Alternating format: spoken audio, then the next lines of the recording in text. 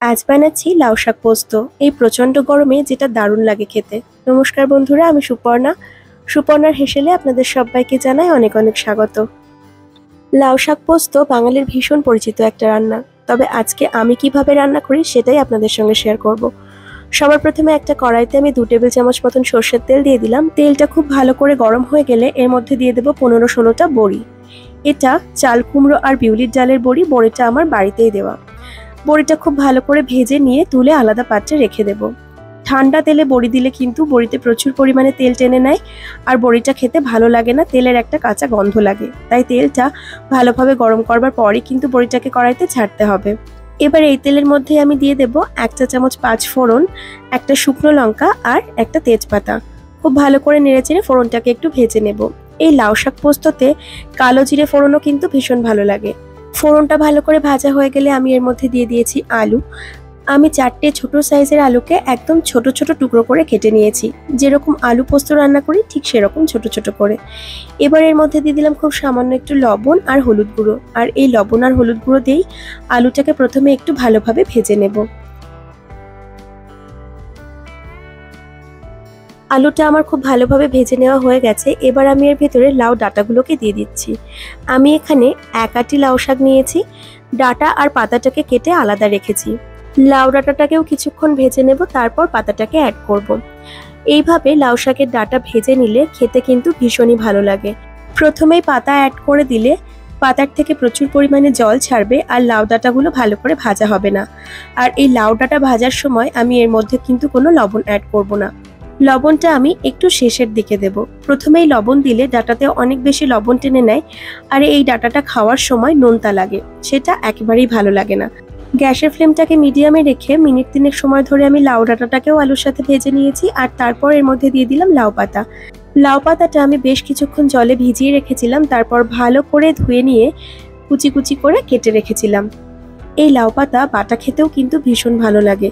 পোস্ত, রসুন, কাঁচা লঙ্কা, কালো জিরে দিয়ে বাটলে এই লাউ পাতা বাটা দিয়েই 1 থালা ভাত নিমেষেই ফুরিয়ে যায়। সেই রেসিপিটাও আমি খুব তাড়াতাড়ি আপনাদের সঙ্গে শেয়ার করে দেব। দেখুন, লাউ পাতা থেকে কিন্তু এখানে জল ছাড়তে শুরু করেছে, আর লাউ পাতাটাও অনেকটা কমে এসেছে। গ্যাসের ফ্লেমটাকে একটু বাড়িয়ে দিয়ে আমি এই লাউ পাতা থেকে বেরোনো এক্সট্রা জলটা একটু শুকিয়ে নেব।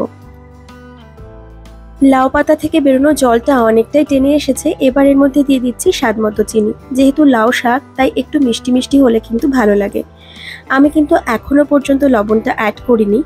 চিনিটা আগে অ্যাড করলে এই লাউ ডাঁটাটা খেতে কিন্তু ভীষণ ভালো লাগে, একটু মিষ্টি মিষ্টি স্বাদ আসে।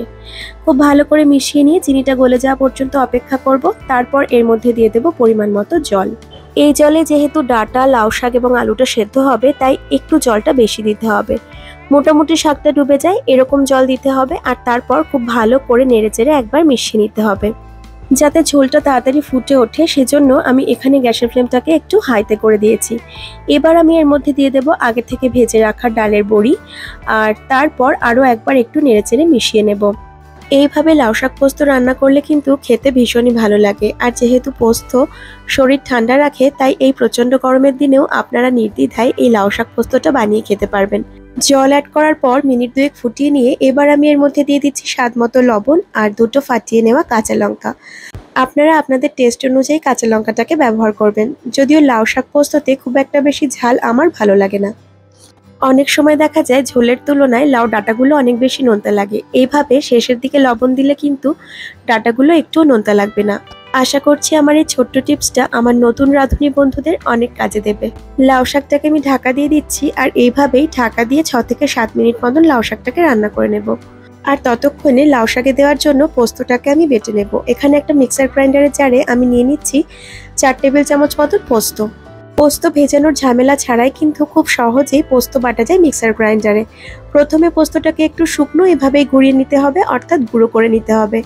আর তারপর এর মধ্যে সামান্য জল অ্যাড করে পোস্তটাকে বেটে নিতে হবে। দেখুন, পোস্তটা এখানে খুব ভালোভাবে কিন্তু গুঁড়ো হয়ে গেছে। এবার আমি এর মধ্যে দিয়ে দিচ্ছি সামান্য একটু জল, আর তারপর এটাকে মিহি করে বেটে নেব। ঝাল বেশি খেতে পছন্দ করলে লঙ্কা বেটেও দিতে পারেন। সেক্ষেত্রে জল যখন অ্যাড করলাম সে সময় লঙ্কা অ্যাড করে বেটে নিতে পারবেন। পোস্তটা দেখুন এখানে আমার মিহি করে বেটে নেওয়া হয়ে গেছে। আমরা সময় আর খাটনি বাঁচানোর জন্য মিক্সার গ্রাইন্ডারে ব্যবহার করি ঠিকই, তবে শিলনোড়াতে হাতে বেটে নেওয়া মশলা দিয়ে রান্না করা তরকারির স্বাদই হয় আলাদা। আমি এখানে পোস্ত বাটাটাকে দিয়ে দিচ্ছি আর এই মিক্সার গ্রাইন্ডারের জার ধুয়ে সামান্য একটু জলের মধ্যে অ্যাড করব। শুনেছি মশলার বাটি ধোয়া জল অ্যাড করলে নাকি তরকারির স্বাদ ভালো হয়। এটা কতটা সত্যি আপনারা যদি কেউ জেনে থাকেন তাহলে আমাকে অবশ্যই জানাবেন। খুব ভালো করে পোস্ত বাটাটাকে একবার মিশিয়ে নিচ্ছি আর তারপর আরো মিনিট 2-3 সময় ধরে একটু ফুটিয়ে নেব। যেহেতু এই রান্নাটাতে আমি আজকে একদম কম তেল ব্যবহার করেছি তাই এটা সুস্বাদু হওয়ার সাথে সাথে স্বাস্থ্যকর বটে। কেমন লাগলো আমার আজকের এই স্বাস্থ্যকর রেসিপিটি জানাতে ভুলবেন না। ভালো লাগলে অবশ্যই একটা লাইক করে দেবেন। লাউ শাকটা আমার রান্না করে নেওয়া হয়ে গেছে। এবার আমি গ্যাসের ফ্লেমটাকে বন্ধ করে দেব আর এটাকে গরম গরম ভাতের সাথে পরিবেশন করব।